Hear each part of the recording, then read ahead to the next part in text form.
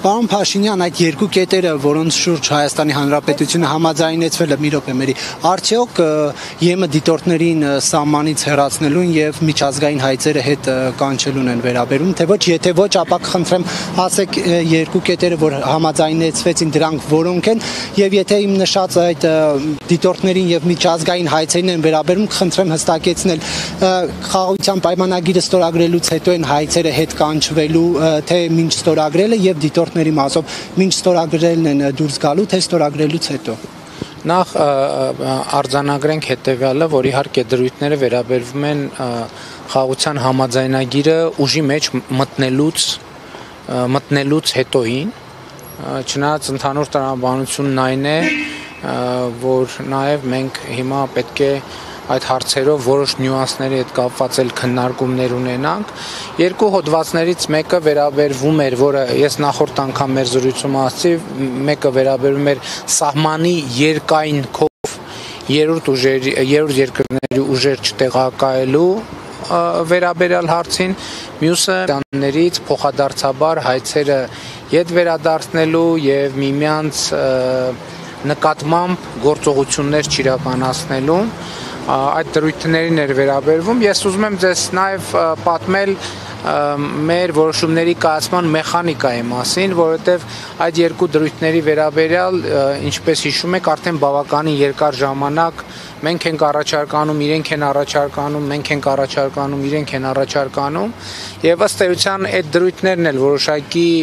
ոչ մեծ, բայց էվոլյուցիա են ապրել, եւ վերջին այն պահից, երբ որ ակնհայտ դարձավ, որ մեզ չի հաջողվում եւ կարծես թե չի հաջողվելու ունենալ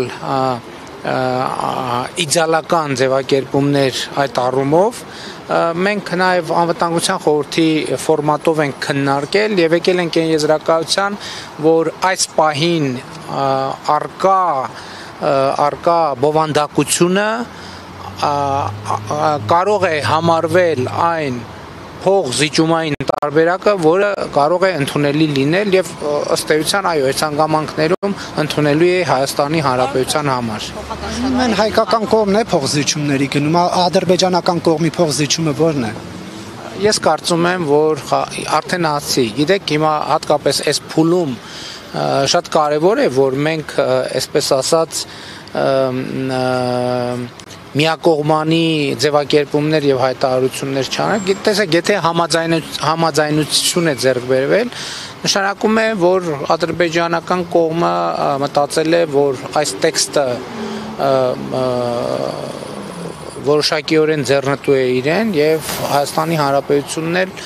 որոշել է, որ այս տեքստը նաեւ իրեն է ձեռնտու եւ ելի եմ ասում, դրանք են կոմպրոմիսներն են, որոնց մասին մենք հրապարակային խոսել ենք, ըստ էության դրույթ առ դրույթ ամեն ինչի մասին խոսել ենք եւ այո, մենք կայացրել ենք որոշում, որովհետեւ համարում ենք, որ սա կոմպրոմիսային տեքստ է, ինչպիսին եւ կարող է լինել խաղաղության համաձայնագիրը։ Գիտեք, այլ ժանր, այլ